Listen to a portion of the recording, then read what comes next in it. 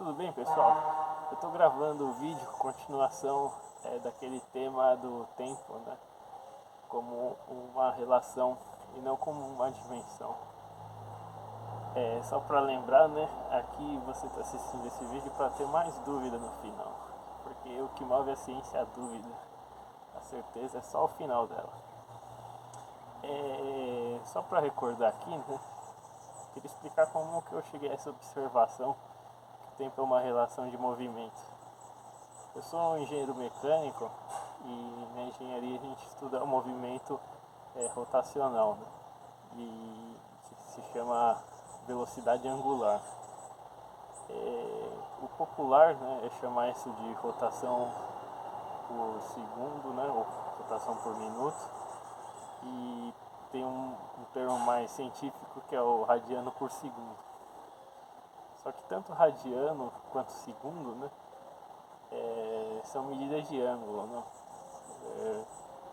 2π radiano são 360 graus, e um segundo é uma divisão do minuto, que é uma divisão do grau. E então, observando isso, né, eu imaginei ali um relógio que tenha 24 horas em uma volta, e a rotação da Terra 24 horas. Então você tem uma relação de 1 para 1 aí do movimento angular, tanto do relógio quanto da Terra. E observando isso, eu reparei, né, que isso, quando a gente tem essa situação na engenharia, do ponto de vista da engenharia, pelo menos, né, de uma dimensão sobre outra equivalente, nós temos uma relação e não uma dimensão. Essa explicação técnica do porquê, pelo menos para a engenharia, o movimento não é uma dimensão, e sim a relação. De novo, é uma dimensão apenas quando você coloca a descrição de um fenômeno num eixo.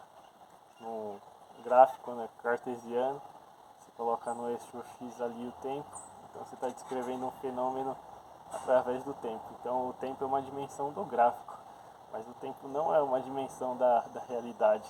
E o tempo é uma relação de movimento. E eu vou explicar agora a importância disso, né? Na Grécia, ali, o Aristóteles já reparou o seguinte: como funciona a consciência humana, né? A cognição humana. Duas coisas. A gente observa que as coisas existem. Isso aí não tem explicação como a gente entende, né, que as coisas existem, mas é uma observação. E a outra coisa que nós entendemos é exatamente que as coisas se movem.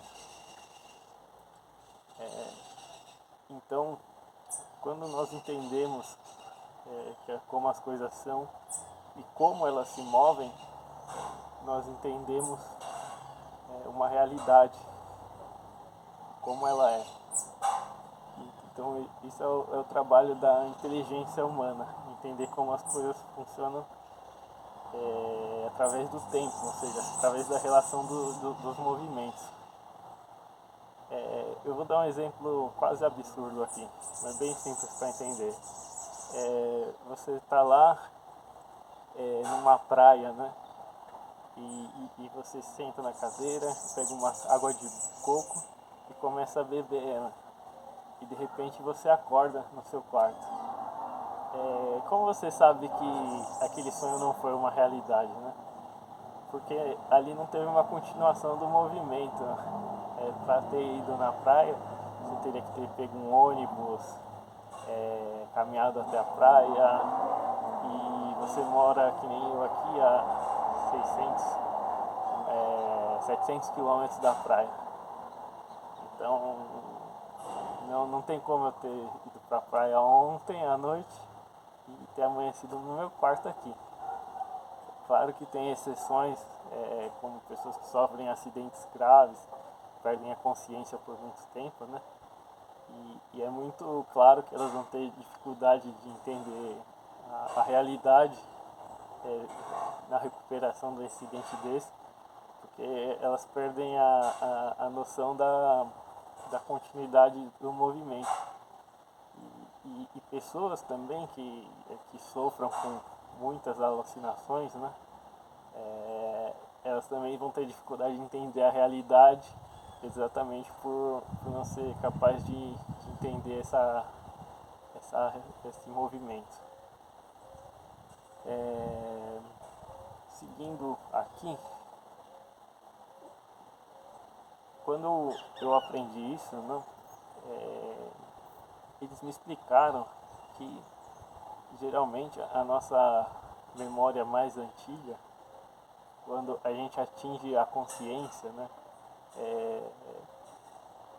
é uma pergunta que a gente faz: será que isso é verdade?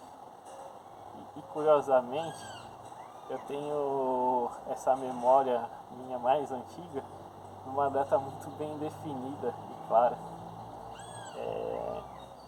Porque eu não tenho certeza se foi 87 ou 88, o Autódromo de Interlagos foi reformado, foi fechado para reforma. E ali teve uma última corrida antes do fechamento. Meu pai olhou lá no jornal, né, viu, vai fechar, vai ser a última corrida. Ele pegou eu e meu irmão e levou pro circuito, colocou em cima do muro, e eu me lembro ali uma curva bem inclinada que tem Interlagos, né? Eu vi o carro passando ali, parecia andando numa parede, e eu fiquei olhando aquilo e pensei: poxa, por que esse carro não cai, né? Tá ali praticamente numa parede, ele deveria cair para dentro. E eu imaginei que aquilo não podia ser verdade. E eu me lembro que eu fiquei chorando uma semana. Eu nasci em 84, então eu tinha 3 anos na época. E meu pai falou: não, mas está fechado, não tem mais nada lá, não tem como te levar. Mas claro que para criança entender isso também é difícil. Hoje eu entendo o que eu passei naqueles dias. E voltando mais um pouquinho, né? O Sócrates tem uma afirmação, né? Que o homem, observando o movimento dos astros, das estrelas, como a sequência do dia, né?